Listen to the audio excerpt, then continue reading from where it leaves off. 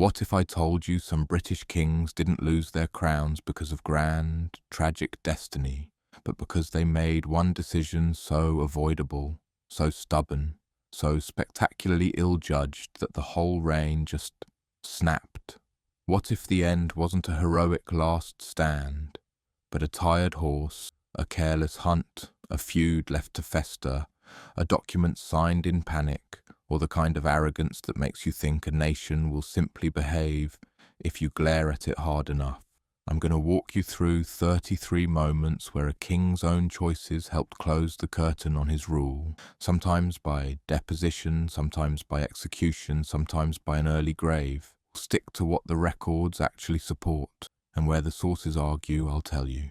If you want more long, immersive history to fall asleep to, hit like, subscribe, and leave a comment so the algorithm knows you exist. Now, take a breath, dim the lights, and let's start where the mistakes were written in blood and ink. Edward the Martyr and the dangerous shortcut home. Late 10th century England isn't the cosy, candlelit medieval you imagine. It's sharp-edged politics wrapped in church robes, where a boy king can be holy on paper and dead in the dirt by dusk. Edward, remembered as the Martyr, takes the throne in 975, still young, surrounded by adults who smile too quickly and pray too loudly. The kingdom is split between factions, nobles, churchmen, and powerful families competing to steer the crown, as if it's a cart on a muddy road. The mistake that ends Edward's reign is painfully simple. He goes somewhere he shouldn't, with too little protection. So trusting the idea that royal status is a kind of invisible armor. In 978, Edward rides to Corfe, where his stepmother, Queen Elfrith, holds power and influence for her own son, the future Ethelred. Contemporary accounts differ on the exact choreography, but the core is consistent. Edward arrives, is met, and is attacked. He's stabbed, and the king dies not on a battlefield but in a moment that feels almost domestic. An encounter turning lethal because the throne has made a family home into enemy territory. What makes it one of history's dumbest royal errors is not that Edward had enemies. Every king did. It's that he behaved as if the title king automatically softened the knives around him. The sources that treat him as a martyr emphasize treachery and sin. The more political readings emphasize motive and opportunity. Either way, the outcome is the same. The crown passes to Ethelred, and England learns a lesson it will repeat for centuries. When succession is contested, a king's safest place is often the place he least wants to be, surrounded by loyal force, not familiar faces. And speaking of kings who assumed the ground beneath them was solid, our next one spends a fortune trying to buy safety from people who can smell fear. Ethelred, the unready, and the bribe that taught Vikings a business model. Ethelred II inherits a kingdom with a scar. Viking raids have already shown England what terror looks like when it arrives from the sea. He's not called the unready, because he's always foolish in the cartoonish sense. The old meaning points to poor counsel, bad advice, bad planning, bad timing. But the result feels the same. He rules in a world where paying off predators doesn't make them disappear. It teaches them your address, your routines, and your budget. The mistake that helps end Ethelred's reign is the logic of endless ransom. Under pressure, he leans heavily on payments to raiders, what later generations label Danegeld, staggering sums extracted from his own people, handed over as if silver can buy peace. In the short term, it sometimes does. In the long term, it becomes an advertisement. The message is simple. Show up with ships and England will pay you to leave. So they show up again, and again, and again, each time with sharper demands, because they now know the kingdom's pain threshold. Then comes the darker, more desperate lurch. In 1002, Ethelred orders a crackdown against Danes in England, later remembered as the St. Brice's Day massacre. And the records around scope and coordination are debated, but contemporary and near-contemporary accounts agree it inflames the situation. Instead of deterring invasion, it fuels it. By the early 1010s, Swine Forkbeard of Denmark is no longer raiding. he's conquering.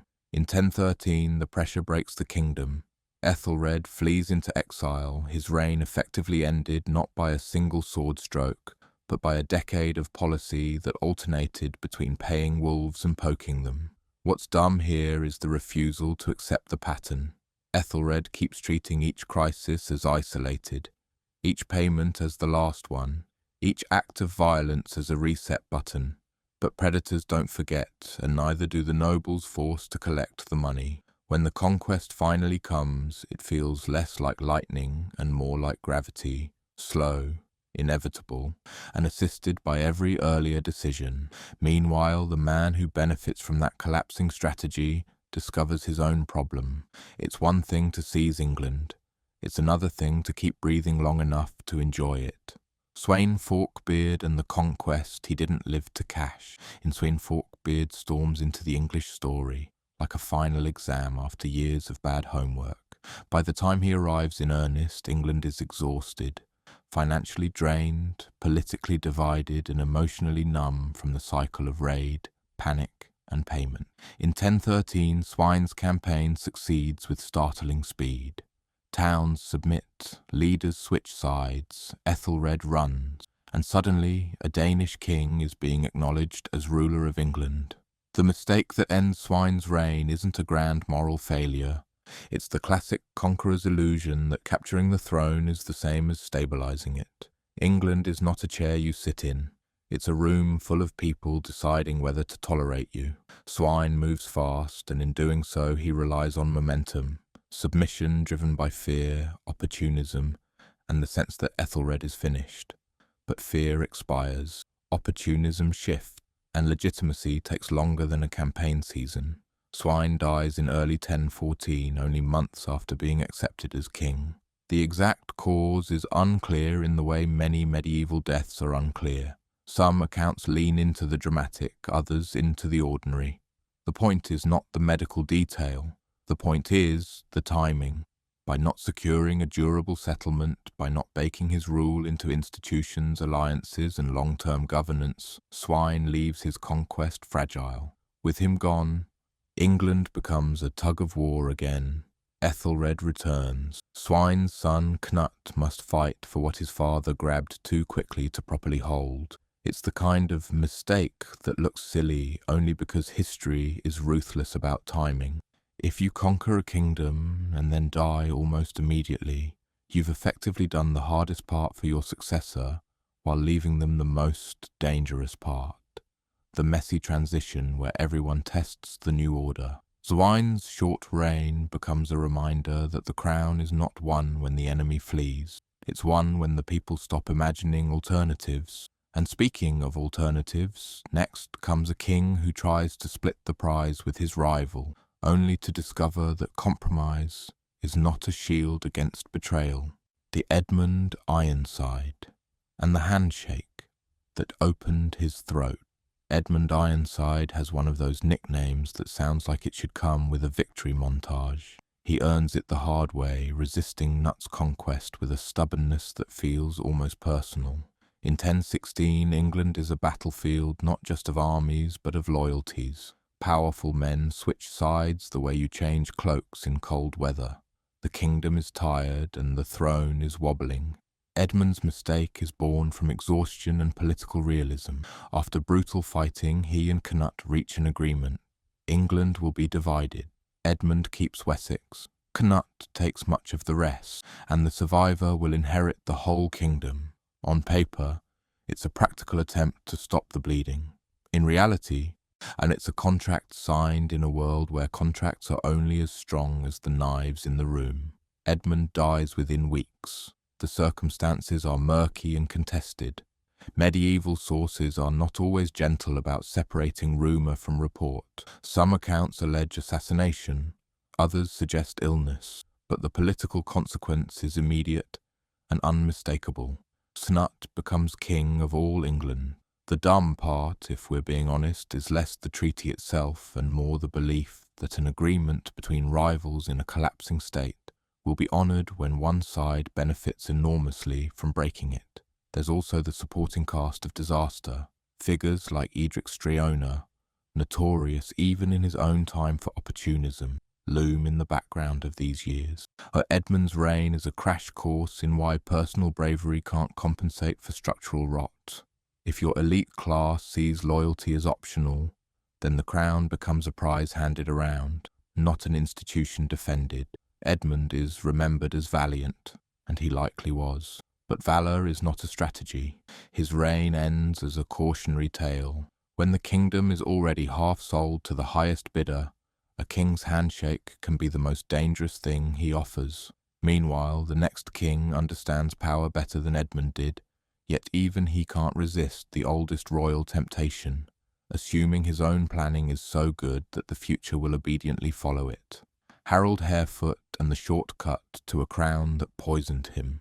Harold Harefoot, son of Nut, inherits a world where Denmark and England are entwined, but not neatly stitched. But Knut's rule had held a fragile balance between conquered English elites and Scandinavian power networks. When he dies in 1035, the question is not simply who is next, it's which faction gets to pretend their preferred candidate was always the obvious choice. Harold's mistake is opportunistic speed.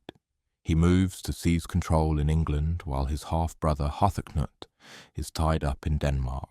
Instead of waiting for a clean settlement, Harold leans into practical control, who commands troops, who controls treasure, who can convene councils, and lets legality chase him like a man running downhill. This tactic can work. It also creates enemies who don't merely oppose you. They feel cheated. Then comes the episode that stains his reign, the brutal treatment of Alfred Etheling, brother of Edward, later the Confessor. Alfred returns to England under contested circumstances and ends up captured. He is blinded and dies soon after. The responsibility is debated among sources and later interpretations, but Harold's faction is closely associated with the decision. In a period where political legitimacy is fragile, cruelty is not merely immoral, it's strategically stupid. It turns a rivalry into a vendetta. It turns neutrality into resistance. It ensures that when the winds shift, people remember. Harold reigns only until 1040. Again, medieval causes of death are often a fog, but the political reality is clear. Once Harthacnut can return, Harold's position is not salvageable. The speed that gained him the crown also denies him the time to cement it. Worse, the violence associated with his rule leaves a bitterness that outlives him.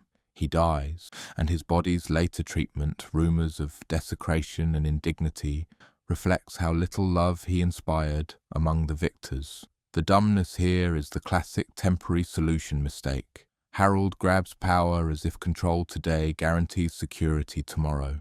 But the throne is a long game played by people with long memories. Harold plays short, and his reign ends like a sprint into a wall. And speaking of sprinting into disaster, our next king manages to die in a way that sounds like a dark joke, and yet the consequences for England are very real. Harthacnut, and the party that became a state funeral. Harthacnut returns to England in 1040, and the atmosphere is tense in that particular way only a contested succession can produce. Polite on the surface, murderous underneath. He's the son of Knut and Emma of Normandy, with a claim strong enough to be taken seriously, and a temperament that sources often paint as severe. He's also arriving after years of being absent, which is never ideal when your new job requires everyone to pretend they've always wanted you in charge. His early reign involves settling scores. Harold Harefoot's supporters face punishment.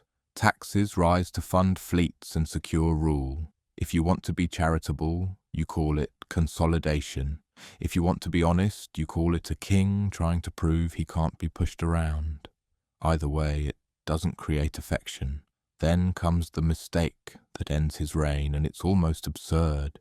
Harthacnut collapses at a feast in 1042 and dies. Chroniclers describe him drinking, celebrating, standing up, then falling violently, as if the body simply ended negotiations with the soul. The exact medical cause is unknown. It could be a stroke, an aneurysm, something sudden and catastrophic. But the setting matters. because settings become stories. A king who is resented for heavy taxation and harshness dying at a party is not a good look, even if the death is natural. The deeper dumbness isn't that Harthacnut drank at a feast, it's that he never seems to have built the kind of political cushioning that could survive his sudden absence. He has no heir. His rule is only 2 years long, and because he has spent much of it extracting rather than reconciling, his death immediately opens the door for the return of the old English royal line in the form of Edward, son of Ethelred. Harthacnut's reign ends with a thud, literally and politically. It proves again that governance is more than control. If your whole system depends on you personally, then your body becomes a constitutional crisis waiting to happen. And speaking of constitutional crises, next we meet a king whose biggest mistake is the one that haunts monarchies everywhere, failing to settle the succession clearly, then dying anyway. Edward the Confessor and the succession. He left like a lit candle. Edward the Confessor reigns from 1042 to 1066, and his England feels different, more ordered on the surface but still wired with factional tension. Edward has spent years in exile in Normandy, and he returns with foreign connections, foreign tastes, and foreign favourites. That alone is enough to irritate powerful English families. The Godwins, especially, are not minor players. They are the kind of family that can support a king, or replace him. Edward's mistake isn't a single reckless day. It's a long, slow refusal to do the one job that outlives every king: clarify who comes next. Edward has no surviving heir, whether because of personal choice, marital politics, or sheer circumstance. He leaves the kingdom without a universally accepted successor. He may have made promises, different promises to different people, because that's what rulers sometimes do when they want everyone calm today and don't care about tomorrow. The problem is that tomorrow arrives whether you schedule it or not. When Edward dies in January 1066, England becomes a contest of claims. Harold Godwinson is chosen and crowned quickly. William, Duke of Normandy, insists Edward promised him the throne. Harold Hardrada of Norway sees an opening and invades. The kingdom is suddenly a stage for 3 separate arguments about legitimacy, each backed by armed men. Edward's defenders point to his piety, his church building, his reputation as a holy king, and he may well have been deeply religious. But holiness doesn't replace paperwork. His reign ends with England balanced on a knife edge because he leaves the future ambiguous in a time when ambiguity is an invitation to invasion. It's one of the most quietly catastrophic mistakes on this list. Edward doesn't die in battle, doesn't get assassinated, doesn't get deposed. He simply dies without locking the door behind him. And in monarchy, an unlocked door is basically a welcome sign. Meanwhile, the man who takes the crown in that chaos makes a decision that seems courageous in the moment and ends up being the last decision he ever makes. Harold Godwinson and the 2-front war he ran on empty. Imagine the English coast in 1066, grey water, hard wind, the feeling that something is coming. Harold Godwinson becomes king under immediate pressure. There is no gentle transition. There is no grace period. He is crowned, and almost instantly England is a target. The world senses uncertainty, and uncertainty attracts men with ships. Harold's first crisis comes from the north. Harold Hardrada of Norway invades, and Harold responds with speed that borders on desperation. He marches his army up to meet the threat and wins at Stamford Bridge in September 1066, a brutal victory that should have secured his reign. But victory cost. Men are exhausted, supplies are strained, bodies are buried quickly because there's no time to mourn. Then comes the mistake. Harold turns around and races south to face William of Normandy, who has landed while Harold is still catching his breath. The decision is understandable. If William consolidates, Harold's position collapses, but the march is punishing, and it means Harold arrives at Hastings with an army that is tired, reduced and stitched together from whatever forces he can gather on short notice. At Hastings, Harold chooses to fight rather than wait, rather than harass, rather than stretch William's supply line. Historians debate whether he truly had good alternatives, but the pattern is clear. Harold plays the entire year like a man trying to outrun a fire. He is always moving, always reacting, and reaction is exhausting. In October 1066, and that exhaustion meets Norman discipline and cavalry tactics that England's shield wall struggles to counter over a long day. Harold dies in the battle. The famous story of an arrow to the eye is iconic, but the exact details are debated. What isn't debated is the result. His reign ends on a hillside, and England's political order is shattered. The dumbness, if you want to call it that, is the trap of heroic urgency. Harold wins one war and immediately runs into another, as if the body can be commanded as harshly as the kingdom.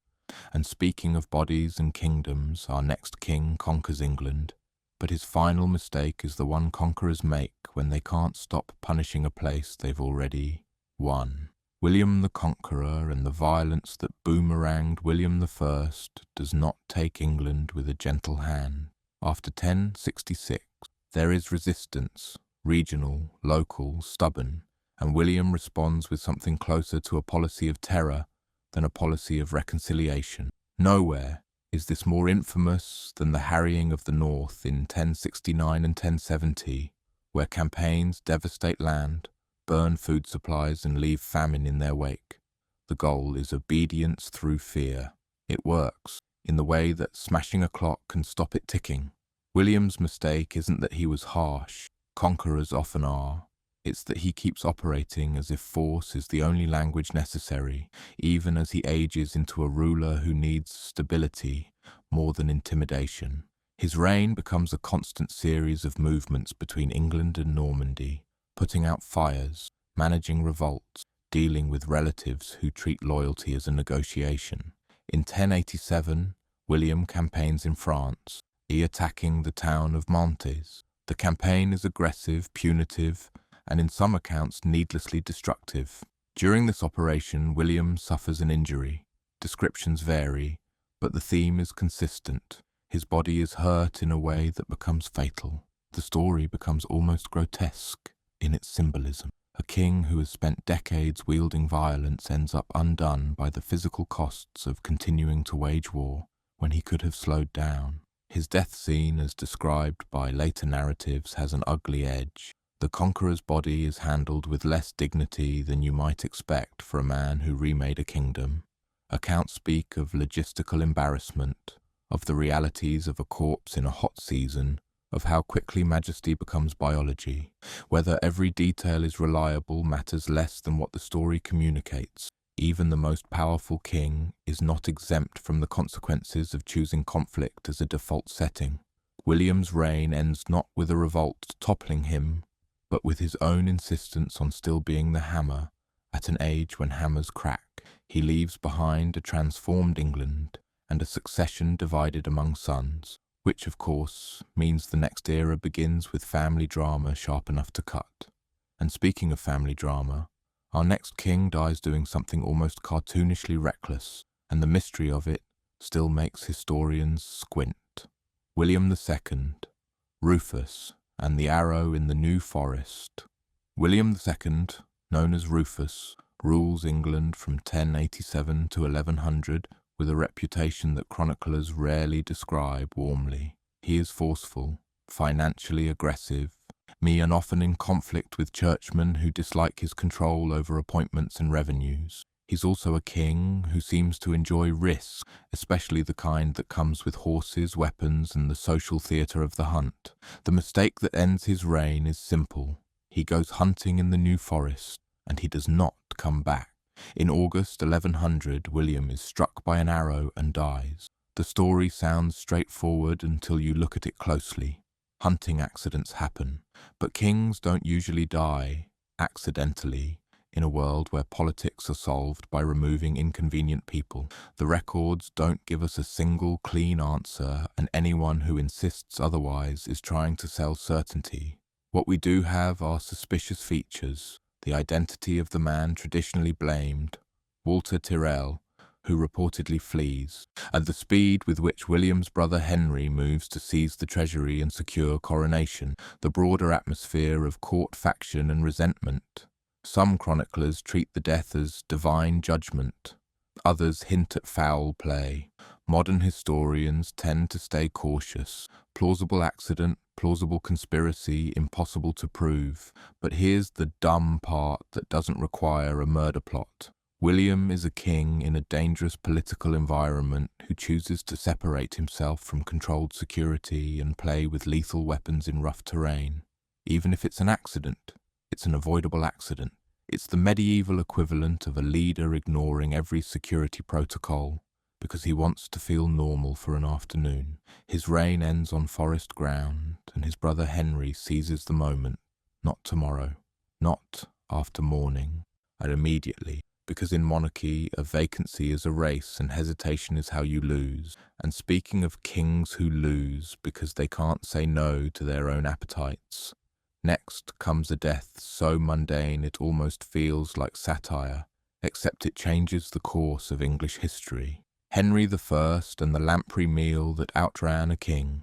Henry I is often remembered as the capable son of the conqueror, a ruler with administrative instincts and a strong grip on power.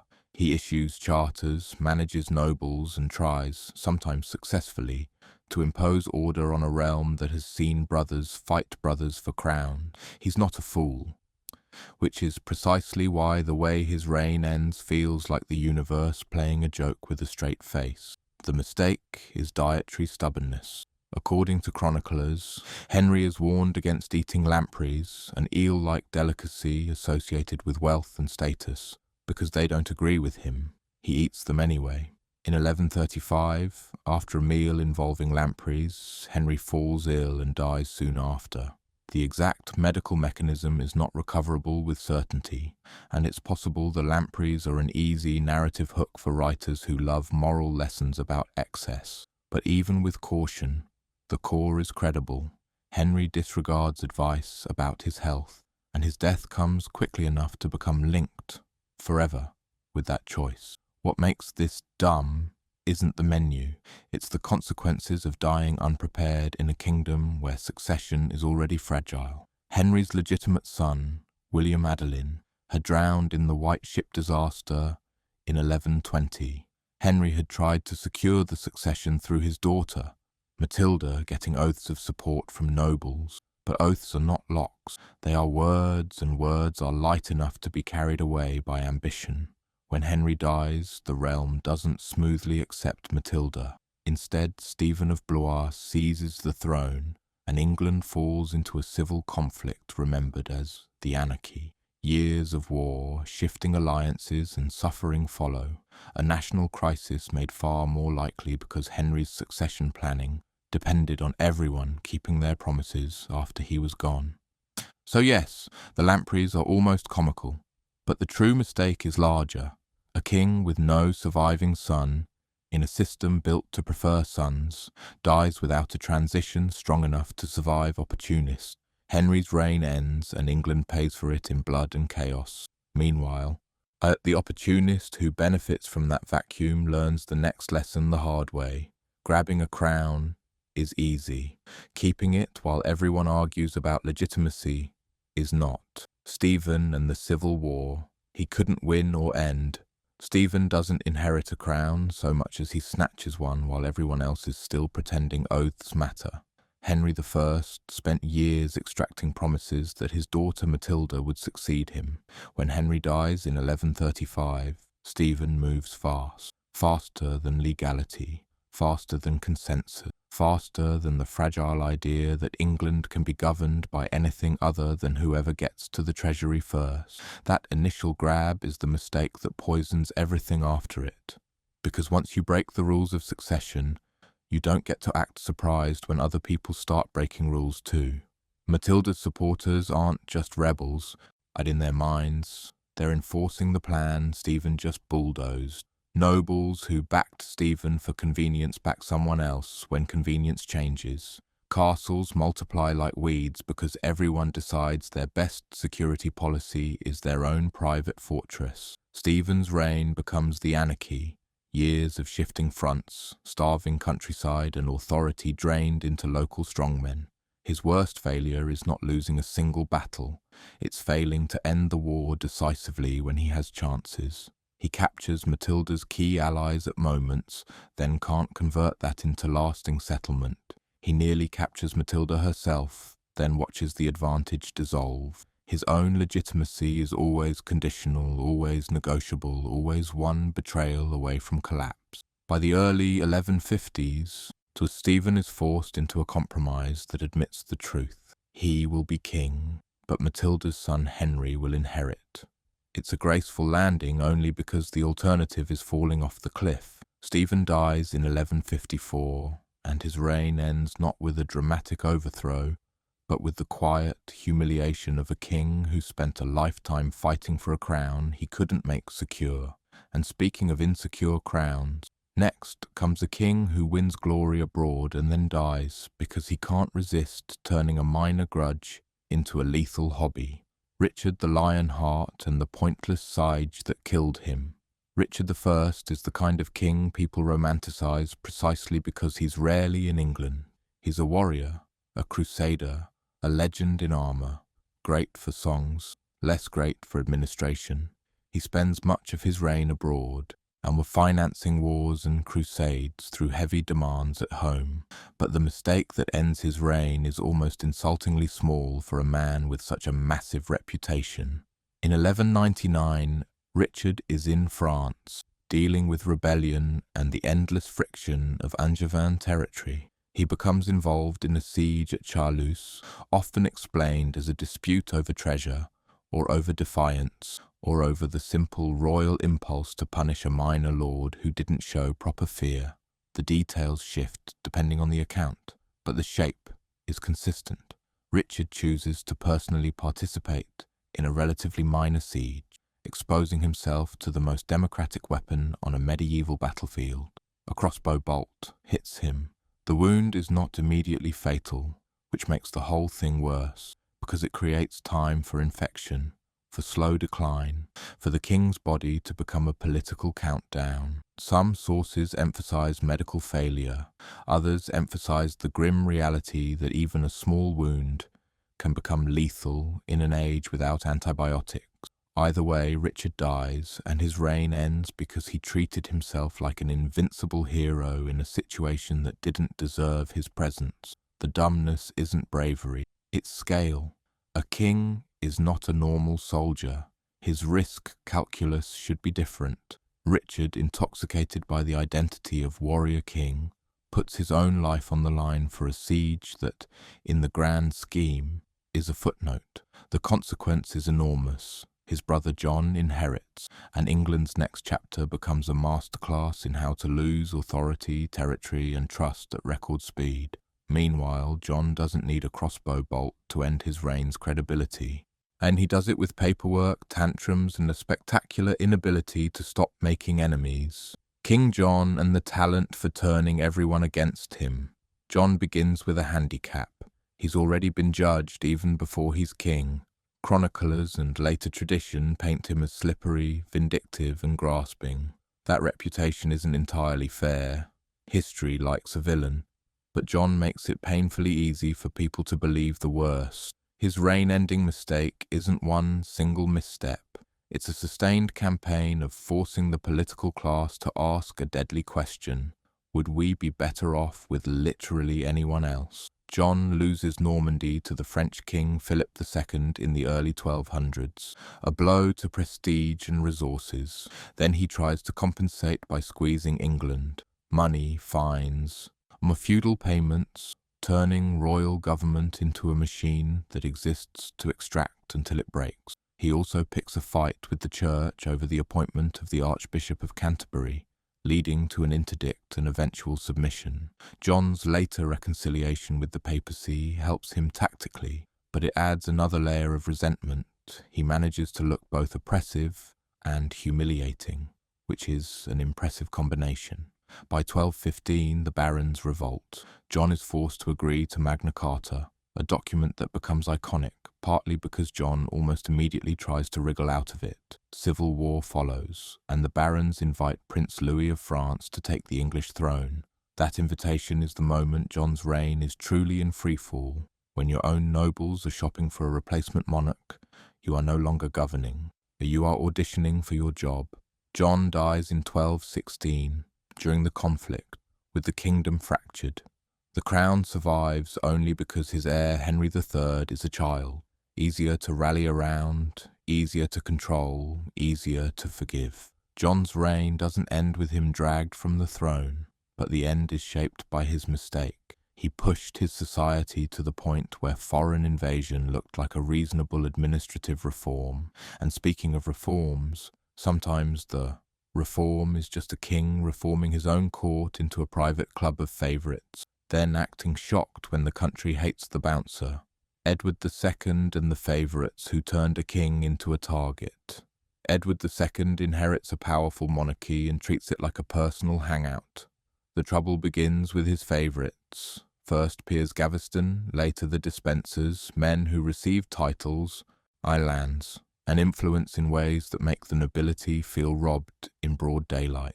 Favouritism isn't unusual in medieval courts. The mistake is doing it so blatantly, so arrogantly, that it becomes a political identity. Edward isn't a king who has favourites. He is a king captured by them.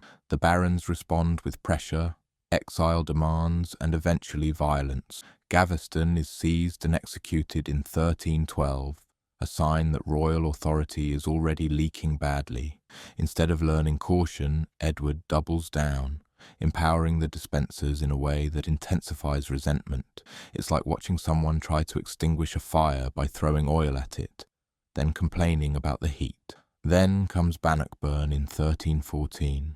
Edward's campaign against Scotland ends in a catastrophic defeat to Robert the Bruce. Military failure alone doesn't automatically end a reign, but in Edward's case it confirms what his enemies already believe. He's not just politically tone-deaf, he's also ineffective in the one role medieval kings are expected to perform, winning. By the 1320s, opposition crystallizes around Edward's own wife, Isabella of France, and her ally, Roger Mortimer. Edward makes another fatal error. He underestimates how dangerous a politically alienated queen can be when she has a grievance and an army. Isabella invades in 1326. Support for Edward collapses with humiliating speed. The Despensers are executed. Edward is forced to abdicate in 1327 in favour of his son. His reign ends not because he lacked the legal right to rule, but because he treated politics like a personal preference. The dumbness is not having a favourite. It's insisting your private attachments outweigh the survival instinct of every powerful family around you. In the end, the crown is removed like a cloak, and Edward learns the final lesson too late. A king without allies is just a man in expensive fabric. And speaking of men in expensive fabric, next comes a king who believes his own divine aura is enough to bully reality, until reality introduces him to deposition. Richard II and the vengeance that hand-delivered his crown. Richard II becomes king as a child in 1377, and he grows into a ruler with a strong sense of majesty, almost theatrical in its certainty. He survives the peasants' revolt of 1381, and the experience seems to teach him a strange lesson, that dramatic personal authority can bend crises to his will. The problem is that peasants with pitchforks are one thing, great nobles with armies and lawyers are another. Richard's reign-ending mistake is his obsession with punishing, humiliating, and financially squeezing the political elite in ways that feel less like governance and more like personal revenge. After conflicts with powerful lords, often called the Lord's Appellant, Richard eventually regains the upper hand, and then he chooses not reconciliation, but payback. He uses legal mechanisms to destroy opponents, confiscate wealth, and intimidate dissent. Officially, he's restoring royal authority. Practically, he's teaching every powerful man in England that their safety depends on removing him.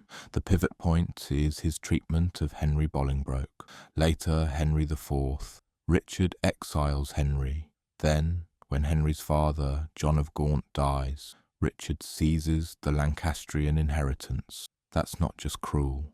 It's strategically suicidal, because it tells the nobility that property rights exist only at the king's whim, meaning nobody is safe, ever. Richard then leaves the realm for Ireland, and while he's gone, Henry returns. At first, Henry claims he only wants his inheritance back, but politics is full of only statements that grow teeth. Support rallies to Henry. Richard returns to a kingdom that has already emotionally moved on. Richard is captured, forced to abdicate in 1399, and dies in captivity not long after, likely murdered or allowed to die, though the exact method is debated. His reign ends because he couldn't resist vengeance. He had chances to heal the political class after conflict. Instead, he pressed them into a corner and acted surprised when they bit. And speaking of biting, sometimes the kingdom bites back not by deposing you neatly, but by tearing itself into factions while you sit, helpless, at the centre. Henry VI and the weakness that invited the Wars of the Roses. Henry VI becomes king as an infant in 1422, inheriting 2 crowns, England and a claim to France, because Henry V died young and left a child holding an adult war. This is not a fair setup for anyone, but fairness is not part of monarchy's job description. Henry's reign-ending mistake is less a single decision and more a sustained inability to project authority in a world where authority is oxygen. He grows into a king described by many sources as gentle, pious, and ill-suited to the ruthless bargaining of noble politics. He relies heavily on favourites and factions, not because he's scheming, but because he can't dominate the court the way stronger kings do. Meanwhile, the English position in France collapses. Loss after loss erodes legitimacy at home. Money drains. Soldiers die. The nobility begins to argue not just about policy, but about whether the king is competent to be king. And then Henry suffers episodes of severe mental illness, leaving the realm effectively leaderless at critical moments. The exact nature of his condition is not diagnosable with certainty across centuries, but contemporaries describe a king unable to respond, unable to recognize people, unable to govern. Into that vacuum steps Richard, Duke of York, and the factional struggle escalates into open warfare, the Wars of the Roses. Henry is deposed in 1461 by Edward of York, who becomes Edward IV. Henry briefly regains the throne in 1470 during a political twist, then loses it again in 1471 after defeat and the killing of his son, Prince Edward. Henry dies in the Tower of London in 1471, almost certainly murdered.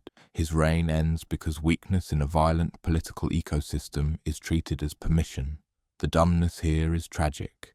Henry's personal qualities might have made him a decent man in another life, but as king, decency without force becomes a kind of vulnerability, the ambitious exploit like a crack in a wall. And speaking of cracks in walls, next comes a child king whose reign ends because he walks into a family arrangement where protector quietly means replacement. Edward V and the trust that let his uncle steal everything. Edward V is one of the shortest reigning kings in English history, and he barely gets the chance to be king at all. His father, Edward IV, dies in 1483, leaving a 12-year-old heir and a court packed with rival power blocks. The Woodvilles, Edward V's maternal relatives, want influence. The old Yorkist nobility distrusts them, and hovering over all of it is Richard, Duke of Gloucester, the dead king's brother, appointed protector. Edward V's fatal mistake is not a moral failing, he's a child, but a structural vulnerability. He travels toward London without sufficient independent power, allowing the protector to control access, guard, and narrative. Richard intercepts him, arrests key Woodville figures, and gradually isolates the boy. Edward is lodged in the Tower of London, which at this moment is still a royal residence as well as a prison, conveniently both symbolic and secure. Then comes the legal manoeuvring. Claims arise that Edward IV's marriage was invalid, making Edward V illegitimate. Parliament and churchmen are drawn into the argument. The result is that Richard takes the crown as Richard III. Edward V and his younger brother disappear from view. Contemporary rumour and later tradition assume they were murdered. Definitive proof remains elusive, but the disappearance itself is enough. Edward V's reign ends in silence, swallowed by a political machine that doesn't care how young you are if your existence blocks someone else's ambition. The dumbness is the lethal naivety built into hereditary monarchy. A child can inherit the crown, but cannot defend it. Edward's position depends entirely on adults honouring a moral line they have every incentive to cross. He becomes a lesson carved into English memory. If your heir is a child, the real succession battle begins the moment you die, not the moment the child is crowned. Meanwhile, the man who benefits from that vanishing act makes an even bigger mistake. He takes the throne in a way that makes half the country want him gone, and then he fights like a man who can't imagine losing. Richard III and the usurpation that left him no safe exit. Richard III's reign is short, intense and haunted. He becomes king in 1483 after declaring his nephews illegitimate. Even if you believe Richard acted from a sincere conviction about legality, which some historians argue is possible, the optics are catastrophic. A grown man taking the throne from two boys and then having those boys disappear is not a public relations challenge. It's a moral earthquake. Richard's reign-ending mistake is that he builds his kingship on an act that requires constant justification and constant force. He can't simply rule, he must also convince. And the more he tries to control the story, the more the story controls him. Rebellions erupt, including the Buckingham Revolt. Richard survives, but every uprising is proof that his foundation is brittle.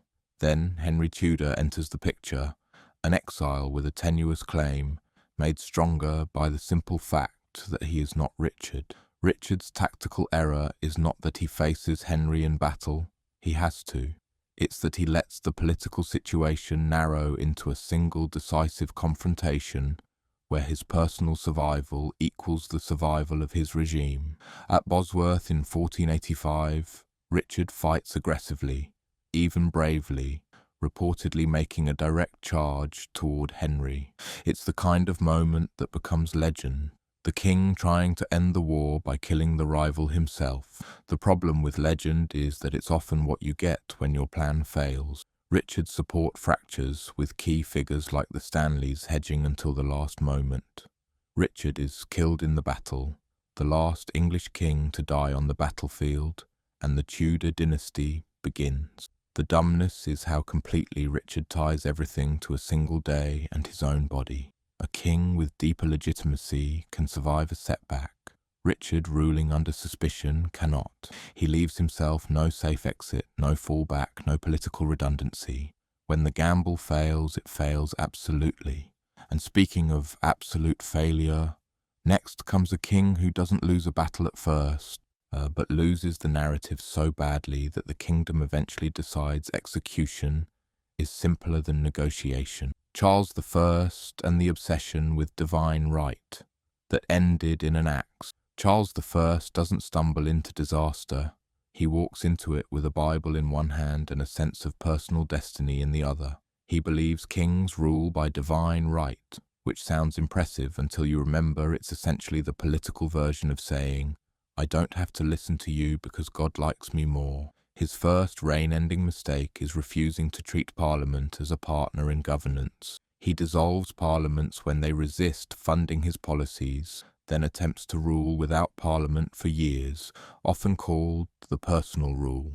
He raises money through controversial means like extending old feudal dues and ship money, ear-pushing legal boundaries until legality becomes a technicality. Then he makes the kind of error that turns a political problem into a national explosion. He tries to impose religious changes in Scotland, sparking resistance and ultimately war. The bishops' wars force him to call Parliament again for funds. Parliament returns with grievances. Charles responds with suspicion and rigidity. The cycle tightens like a noose. His most theatrically stupid move comes in January 1642. He marches into the House of Commons with armed men, attempting to arrest 5 members. It's a direct assault on parliamentary privilege, and it fails. The members have already fled. Charles doesn't just miss his targets. He publicly proves he is willing to use force against political opponents inside the heart of English governance. London turns hostile. A trust collapses. Civil war follows. Charles loses the war. He loses negotiations. He loses the ability to convince anyone that compromise will be honoured, because his whole record says compromise is just a pause before he tries again. In 1649, he is tried and executed. The monarchy is abolished temporarily, and England becomes a republic in name, if not always in spirit. Charles's reign ends because he cannot accept that political authority in a changing England requires consent, not just ceremony. The dumbness isn't faith, it's inflexibility, the belief that if you refuse to bend, the world will eventually apologize and straighten itself around you. Instead, the world sharpens an axe. And speaking of kings who refuse to bend, next is a ruler who bends the law like metal, snaps it, and then looks confused when the throne slides out from under him. James II and the self-inflicted revolution. James II inherits a throne that comes with a very simple survival rule. Don't terrify the people who decide whether you get to keep it. England in the 1680s is not modern democracy, but it is a country with institutions, a Protestant political class, and a deep allergy to anything that looks like a Catholic absolute monarchy. James, openly Catholic, doesn't just ignore that allergy, he tries to cure it by force. The setup looks almost manageable at first. James becomes king in 1685 and survives an early rebellion. He has momentum, he has an army, and that's where the mistake begins. He starts governing as if a standing army and royal decrees can replace consent. He uses the royal prerogative to suspend laws, promotes Catholics into positions that alarm the establishment, and pushes the boundaries of what the political nation will tolerate. He's not merely asking for room to breathe, he's demanding the room be redecorated. The pivot comes in 1688 when a Catholic heir is born. Suddenly, elites who were willing to wait it out realize they might be signing up for a dynasty. The response is blunt. They invite William of Orange, James's Protestant son-in-law, to intervene. William lands with an army, and James does the most fatal thing possible in a legitimacy crisis. He runs. Not a strategic retreat with a plan, a flight that reads like abandonment. James's reign ends in the glorious revolution. Deposition dressed as a constitutional correction. The dumbness isn't that he was Catholic, it's that he treated fear like a minor public relations issue instead of the engine of his downfall. He handed his enemies a coalition, a justification, and a foreign saviour, and then he removed himself from the stage to make their work easier. And speaking of kings ended by their own proximity to danger, sometimes you don't need a revolution, sometimes you just need a cannon and a lack of common sense. James II of Scotland and the cannon that didn't care. He was the king. James II of Scotland rules in the mid-15th century, in a kingdom where nobles can be so powerful they feel like rival monarchs with better local marketing. He's determined to assert royal authority, curb the great families and make the crown something more than a ceremonial hat balanced on political compromise. In other words, he's busy making enemies. But the mistake that ends his reign isn't a subtle intrigue. It's physics. In 1460, James is besieging Roxburgh Castle, an English-held fortress. Siege warfare is a slow grind of mud, stone and stubbornness, punctuated by terrifying new technology, artillery. Cannons are still relatively young in European warfare, powerful but unpredictable, the kind of weapon that behaves like it's angry you woke it up. James, eager to be seen as the hands-on warrior king, positions himself close enough to the artillery to be part of the moment, and then a cannon explodes. The blast kills him. That's not a metaphor. It's an actual catastrophic equipment failure, ending a king's life because he wanted to stand near the boom like a proud father at a school performance. The consequence is immediate. Scotland loses its adult king in the middle of a campaign, and the throne passes to a child, James III. Regents, factions, and noble ambitions flood the vacuum. James II's personal project, strengthening the monarchy, dies with him, at least temporarily, because his death proves how fragile royal control is when it rests on one living body. The dumbness is the classic "I'm the exception" delusion. Canons do not care about lineage. They don't salute. They don't stop and think, wait, should we explode near the king?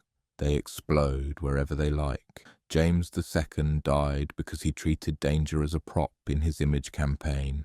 Meanwhile, not all royal endings are loud. Some are slow, bitter, and caused by a king who spends years manufacturing hatred like it's a domestic industry. See James I of Scotland and the enemies he built at home. James I of Scotland has one of the strangest origin stories in British monarchy. He becomes king while essentially being held in England. Captured as a boy in 1406, he spends years in captivity, absorbing English court culture, poetry, and the mechanics of governance. When he finally returns to Scotland in 1424, he arrives with a strong sense of what kingship should be, and a long memory of how chaos allowed him to be taken in the first place. His mistake is that he tries to fix Scotland with a level of speed and severity that turns reform into personal threat.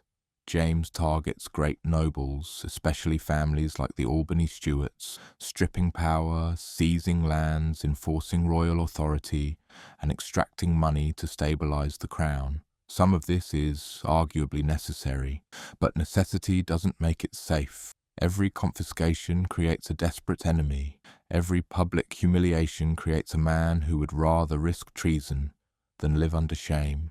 The pivot is that James doesn't build a coalition strong enough to sustain his crackdown. He pushes hard, but not always smart. He relies on fear more than loyalty, and fear has a nasty habit of switching sides the moment the door is left unlocked. In 1437, James is assassinated at Perth. The plot is associated with Sir Robert Graham and allies, and it grows out of noble resentment and personal vendetta. Accounts describe a desperate king trying to escape, even ripping up floorboards in an attempt to get away, details that may be dramatized but fit the grim reality. A ruler who made too many enemies and then found out what too many looks like when they show up at night. His reign ends in blood because he treated reform as a solo performance instead of a political architecture. The dumbness isn't wanting control. It's believing control can be achieved by force alone in a society where the powerful will simply remove you if you become unbearable. And speaking of becoming unbearable, sometimes you don't even need to be cruel. Sometimes you just need to be weak enough that everyone stops pretending you matter. John Balliol and the kingship that came with strings attached. John Balliol becomes King of Scots in 1292 after a succession crisis arbitrated by Edward I of England. That sentence should already make you uneasy.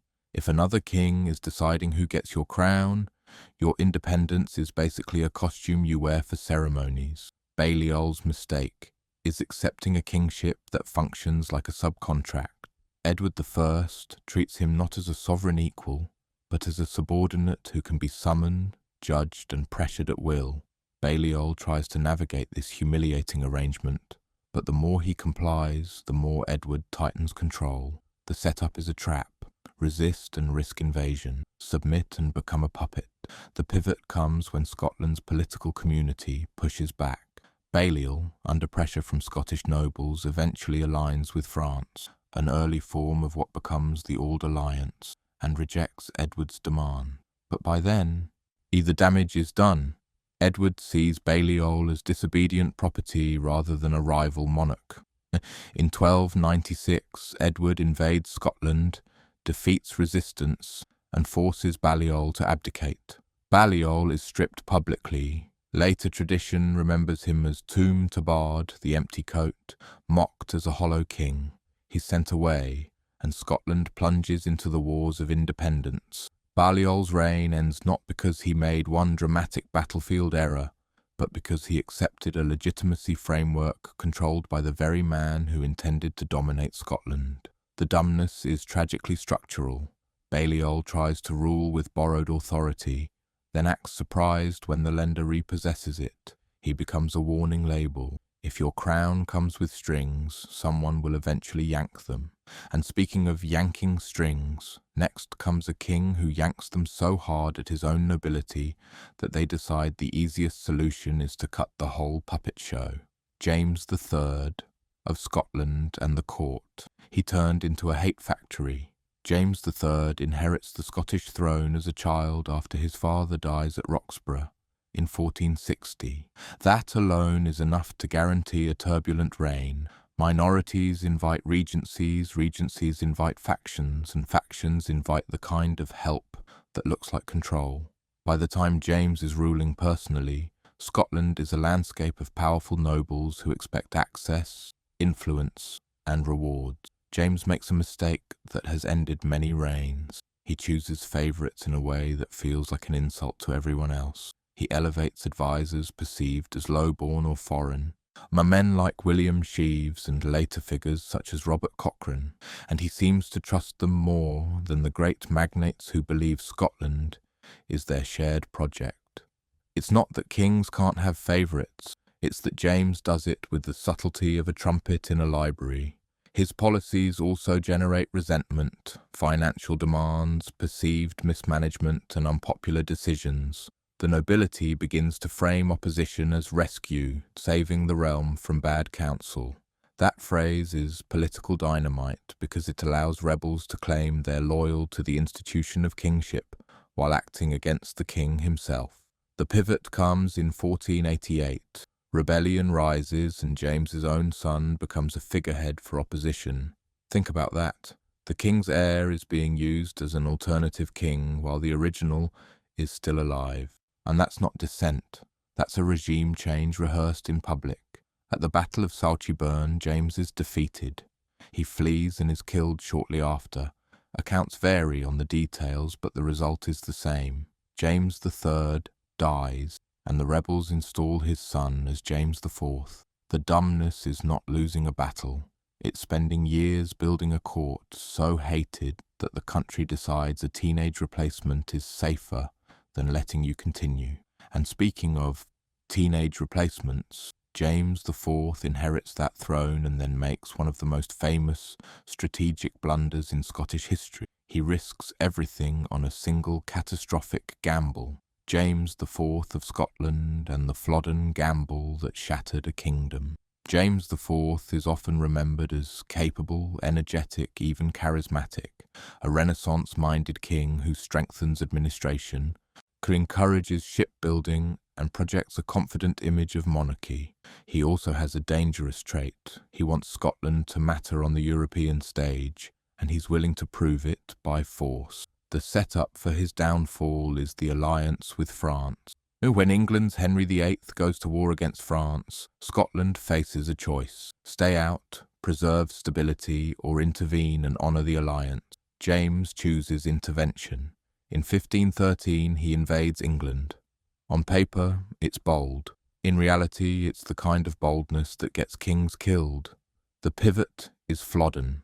James's campaign leads to a battle where Scotland's army, including much of its nobility, meets the English forces. Tactical factors matter: terrain, weapon types, command decisions, but the core outcome is brutal. Scotland is defeated, and James IV is killed in the battle.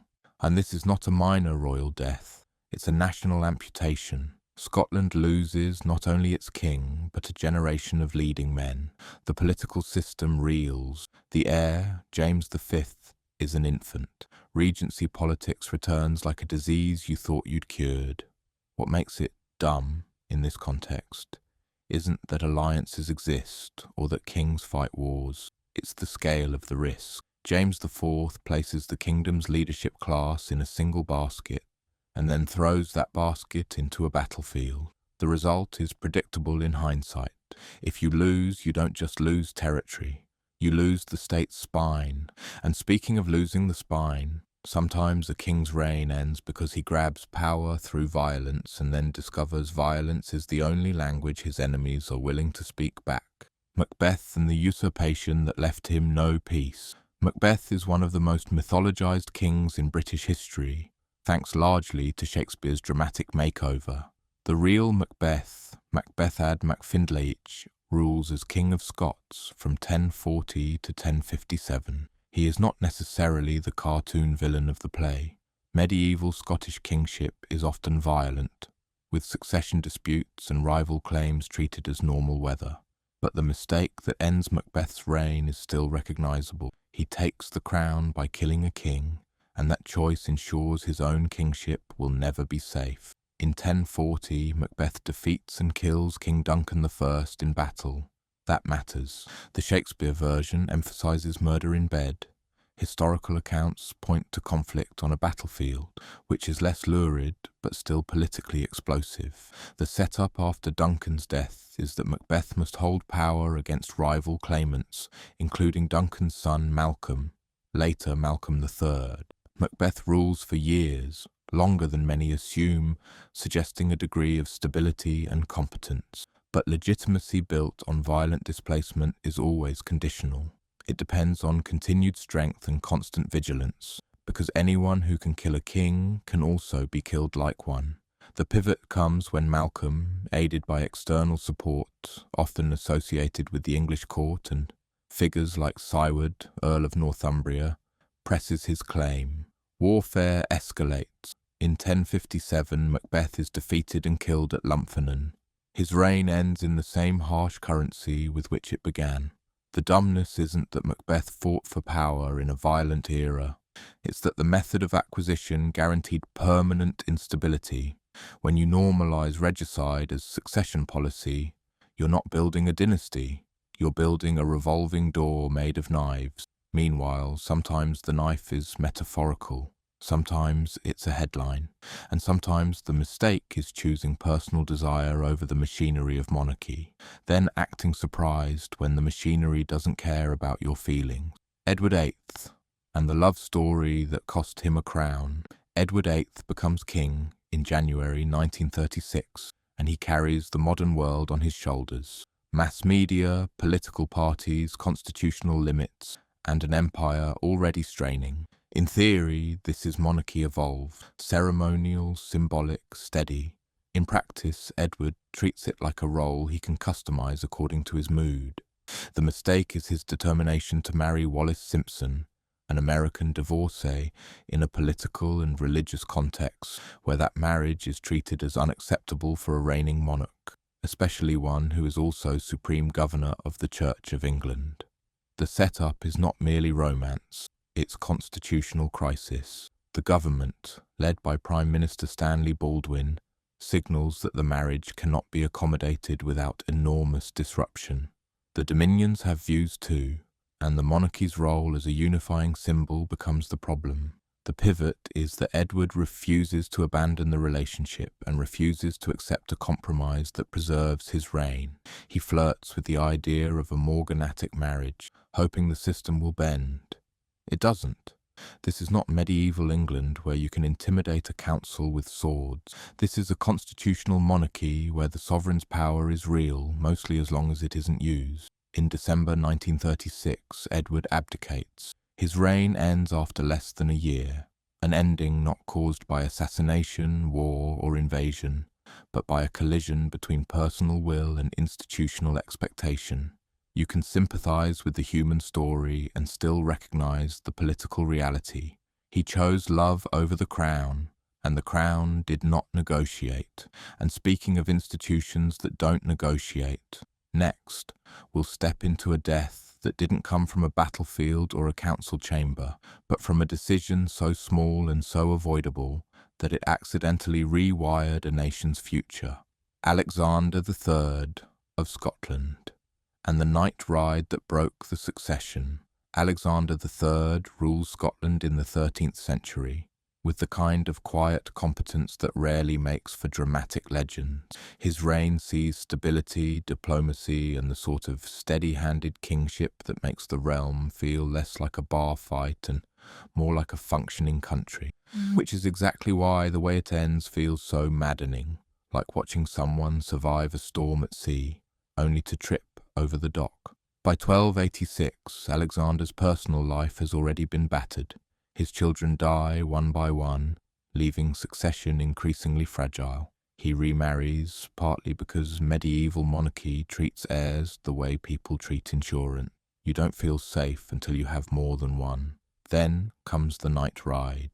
Alexander chooses to travel in bad weather, dark, windy, the kind of conditions that turn roads into traps. Accounts describe him riding toward Kinghorn in Fife, determined to reach his destination despite warnings. And this is where the mistake becomes brutally simple. He insists on moving like a young man when he is not one, in conditions that don't reward confidence. He is thrown from his horse, possibly over an embankment or cliff, and killed.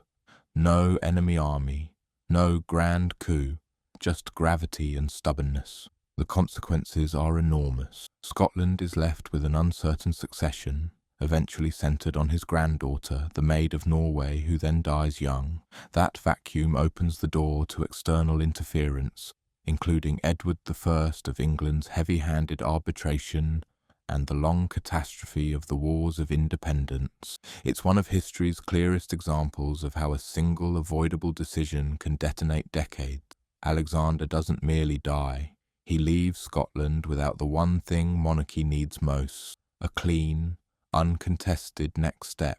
And speaking of kings who leave a clean next step behind like it's optional, our next one tries to finish conquering Scotland personally, even as his body is waving a white flag. Edward I and the stubborn march north that outlived his health. Edward I of England is not a subtle man in the Scottish story. He is force, paperwork, and relentless pressure wrapped in a crown, determined to dominate Scotland through claims of overlordship, legal manoeuvring, and military campaigns that grind like gears. The problem with making conquest your personality is that eventually your body becomes the weakest part of your strategy. By the early 1300s, Scotland is resisting under figures like William Wallace and later Robert the Bruce. Edward responds with campaigns, punishment, and a refusal to accept the idea that Scotland can say no and mean it. It's a long war of will, and Edward treats willpower like it can substitute for mortality. In 1307, Edward is old and ill, yet he insists on marching north again to crush Robert the Bruce. Chroniclers describe a king still determined, still furious, still clinging to the belief that one more push will finish the problem. But this is where the mistake lands. He keeps putting himself at the center of an operation that no longer needs his personal presence as much as it needs functional logistics and succession stability. Edward dies at Burr by Sands near the Scottish border before he can complete the campaign. His reign ends in mid-motion, leaving his son Edward II to inherit the war, along with a political situation that demands the kind of competence Edward II simply doesn't have. You can argue Edward didn't need to be there personally. A strong king could delegate, preserve strength, and ensure the transition. Edward chooses obsession instead, and obsession is a terrible retirement plan. Meanwhile, if you want to talk about obsession, next comes a king whose obsession with control and ego doesn't kill him instantly, but builds the conditions that make his last years a slow collapse of betrayal. Henry II and the family power-sharing plan that turned into a knife fight. Henry II is one of England's most powerful medieval rulers, building an empire-like network of territories stretching across England and large parts of France. He reforms law, strengthens administration, and projects authority with the confidence of a man who thinks the world is a problem set designed for him personally, which makes his fatal mistake painfully on brand. He tries to manage succession like a man juggling live torches, then acts surprised when everything burns. Henry's core error is his approach to his son. He grants them titles and lands in ways meant to secure loyalty and stabilize the future, but he keeps the real power tightly in his own hand. Imagine telling ambitious princes, "This will all be yours," while also saying, but not really, and not yet, and don't touch anything. The result is predictable: resentment, rebellion, and a family dynamic that turns the empire into a civil war waiting for a spark. That spark comes repeatedly. Henry, the young king, rebels. Richard rebels. Geoffrey's tensions flare. Eleanor of Aquitaine, Henry's queen, becomes part of the opposition. The king spends years fighting not just foreign enemies but his own household, an exhausting, expensive, legitimacy-draining spectacle. And then there's Thomas Becket. Henry's conflict with his former friend, an Archbishop of Canterbury, culminates in Becket's murder in 1170, after Henry's infamous outburst, whether he intended assassination or not. The political consequence lands on him like a hammer. He is forced into public penance, and his moral authority takes a permanent hit. By 1189, Henry is sick and battered, and his son Richard, backed by the French King Philip II, rises against him. Henry learns that even his favourite son John has betrayed him. It's the kind of emotional gut-punch chroniclers relish because it makes power look small. Henry dies soon after, his reign ending in a mix of illness and heartbreak. But the dumbest part is the architecture that made betrayal inevitable. He tried to control everything: sons, succession, territories, loyalty, without building a structure that could survive ambition. In the end, ambition survived him. And speaking of structures that collapse the moment the king is gone, next comes a ruler whose sudden death leaves the country with a child heir and a court already loaded like a spring. Edward IV and the sudden exit that left a child on a knife edge. Edward IV is a survivor. He wins and loses and wins again during the Wars of the Roses, clawing his way back to the throne after exile and betrayal. He understands, better than most, that England can turn on a king quickly, and that a crown is only as secure as the alliances holding it in place, which is why the way his reign ends feels like a badly timed punchline. Edward dies unexpectedly in 1483, still relatively young by royal standards. The exact medical reasons are uncertain. Later stories emphasize indulgence, illness, and the wear of a hard life. But whatever the cause, the political consequence is crystal clear. He leaves behind a teenage heir, Edward V, and a kingdom where rival factions are already glaring at each other like gamblers around a table. Edward's mistake isn't just dying, it's failing to leave a succession system that can resist predation. He names his brother Richard, Duke of Gloucester, as protector, an appointment that might have been sensible if everyone involved had been saints, or at least less ambitious.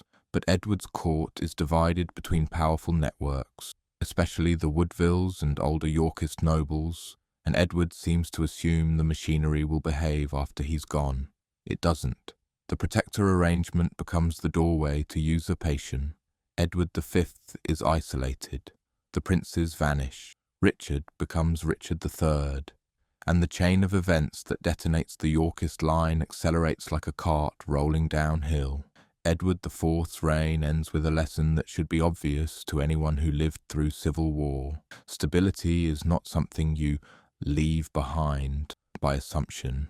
If your heir is young and your court is armed with grudges, your last political act must be building guardrail. Edward dies with the guardrails unfinished, and England goes straight back to the cliff edge. If you've made it this far, though, you can probably feel the pattern. Sometimes a reign ends because the king is weak, sometimes because he's reckless, and sometimes because he simply underestimates how fast opportunists move when the throne is briefly unattended.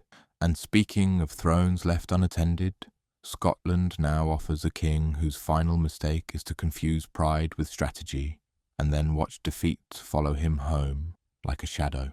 James V of Scotland and the defeat that left an infant queen. James V inherits Scotland as a child after Flodden, which means his entire political upbringing is shaped by a brutal truth. A king can die, and the country keeps bleeding anyway. By the time James rules in his own right, he's determined to prove Scotland is no one's accessory. He builds authority, leans into royal justice. And tries to keep the nobility from treating the crown like a communal trophy. The mistake that ends his reign is the decision to let pride, personal and national, drag him into a war he isn't positioned to win, then letting the emotional aftermath do the killing. In 1542, pressures with England spike again. Henry VIII wants influence and alignment.